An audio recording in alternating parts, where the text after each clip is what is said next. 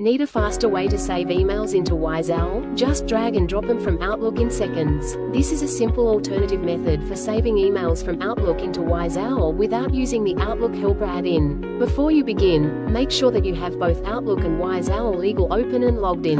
In WiseOwl, navigate to the Doc Registry, then click on Upload New Documents. On the Upload Documents page, you'll see several upload options available. For best results, it is recommended that you select the correct matter and configure the folder where you want the email saved in MatterDocs to help keep documents organized. You can also set additional document details such as document type, form of communication and owner. You can also choose how attachments are handled.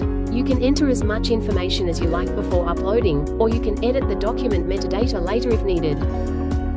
Once your settings are ready, go to Outlook and select the email or multiple emails you want to upload into WiseOwl. Simply drag the email from your Outlook into the Upload Your Documents Here box in WiseOwl. Once complete, the upload will show as successful.